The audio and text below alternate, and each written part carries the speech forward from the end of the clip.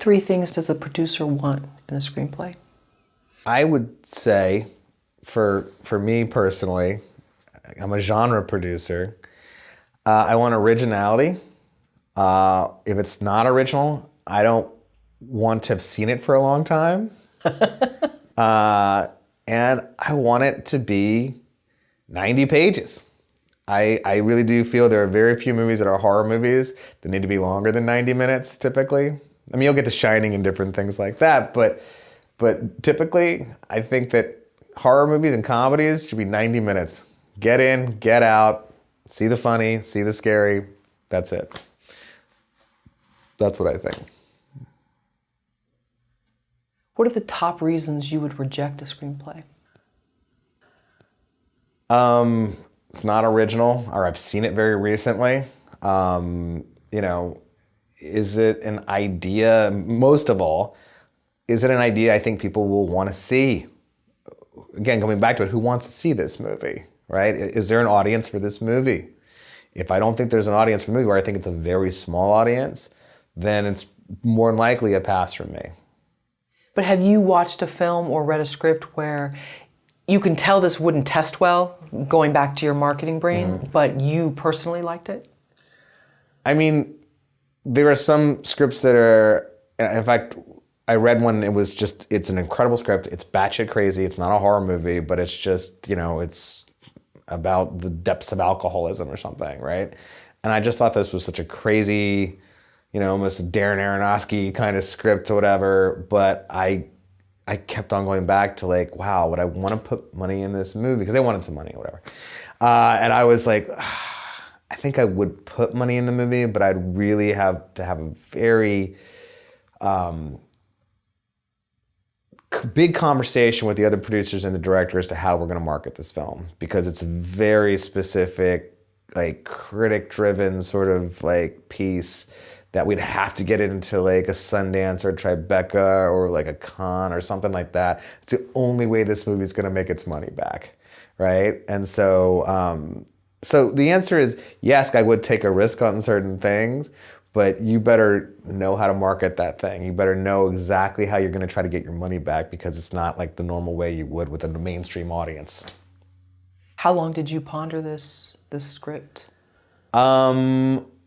I pondered it right up until production when they were going to make the movie, and I was about to write a check for the movie. However, I found out, sadly, there was some bad players involved with the movie, and I'm not going into names or anything like that, but I found out there were some people, like, look, you should Google everybody. Like, look, I put everyone in IMDb Pro, but sometimes you Google people and you just have to come up with like this person's name, this person ruined my life.com, and you're like, holy shit, how did I overlook this? And then you're just like, I can't be in business with that person. So that's the main reason I didn't do it. I loved the script. I loved everything about it. I loved the director. Writer-director's fantastic. But this other guy, didn't want to touch him with a 10-foot pole. How many pages of a screenplay will you read before you move on? I read the whole thing. I mean, it may take me 6 months to read it. But if I say I'm going to read it and eventually you bug me enough, I will read it. And I will give you notes. So that is typically, at least you get that from me. But I try to read at least a script a day, and I'm really backlogged. So I'm always trying to like catch up really in some ways. Where do you find these scripts? I have managers that send things to me. I have, a couple agents that, feed me stuff. I have a lot of filmmaker friends that we've made at different film festivals or just living in Los Angeles, really. And then they're successful people in their sort of careers in some way. And so they always like send me stuff and like, well, listen, can you find me some money? Sometimes I can, sometimes I can't. Sometimes it's something where we need to go to somebody much bigger to raise the money because it's like, much bigger budget. But I'm very into networking, and I'm very into, surrounding myself with hopefully talented people who are consistently making interesting product and who are consistently making interesting scripts and stories. How did you find the screenplay for 1BR? My ex-wife went to high school with Allard Cantor.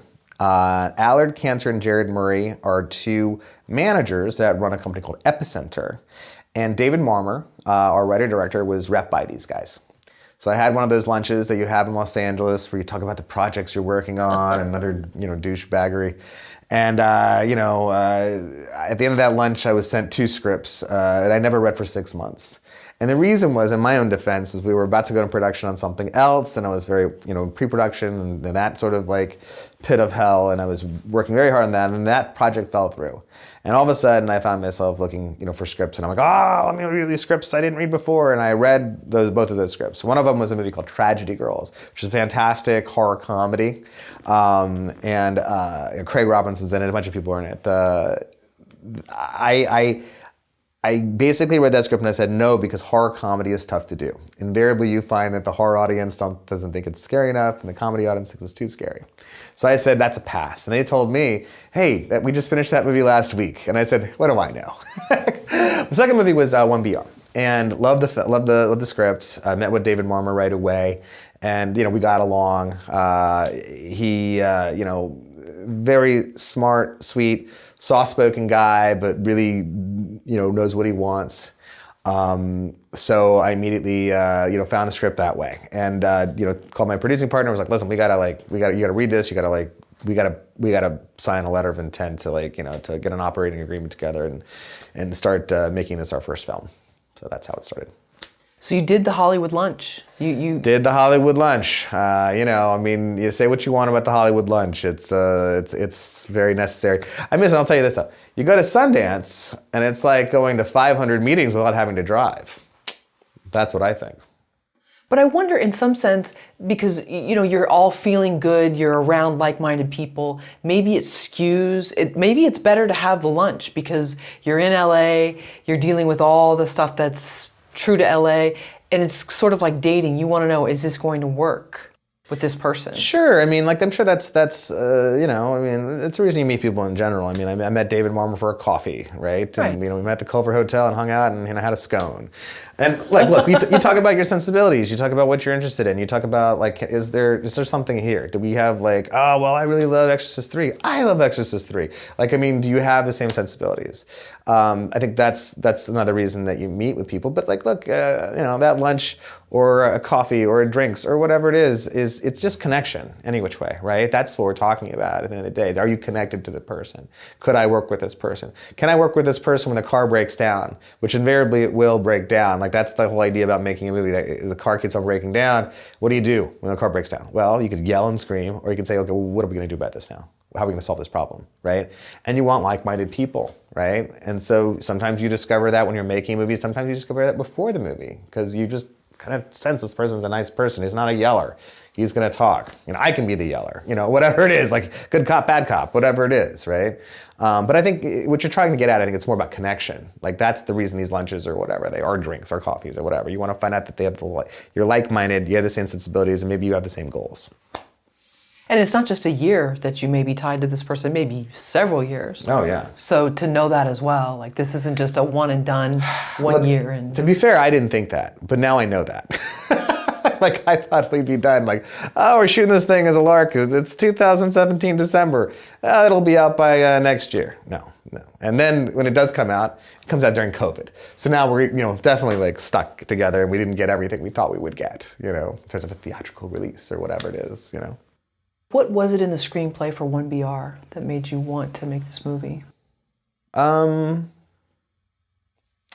It just wasn't expected. The way it sort of read at the beginning, and I didn't know anything about it. I just went in cold, right?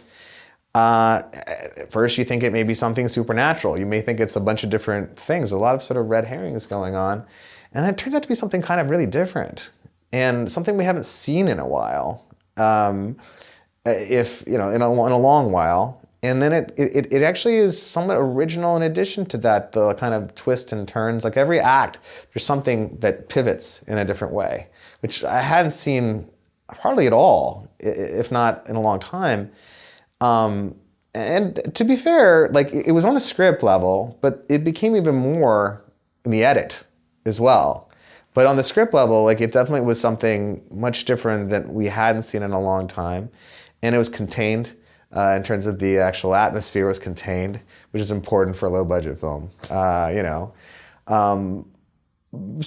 that was sort of the unique thing about it. It was in our budget level. It definitely was something we hadn't seen before, and it went places we didn't quite expect, and it pivots at different parts of the different acts. It pivots in different ways that it made it very sort of interesting even on the page.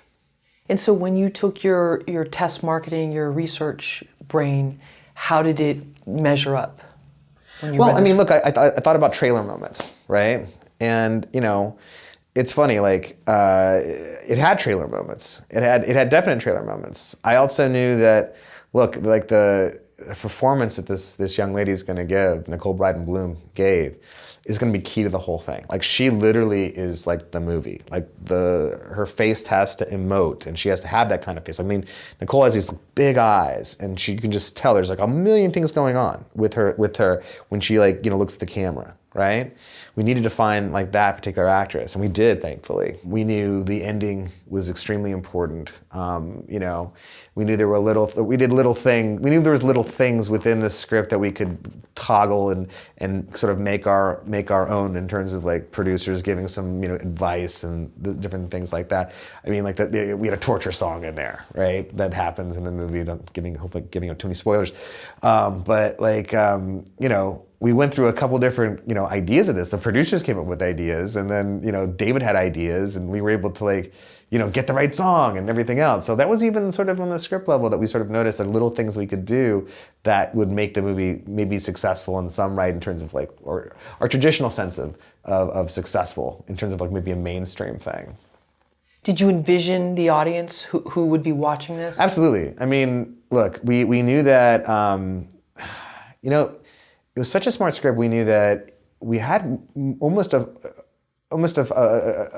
4-quadrant audience of sorts. You know, it's not, nobody under 18 is really about this movie, I don't think, unfortunately. Like, that's what we at least see from like IMDb and different places that have like, you know, demographics and different things like this, data.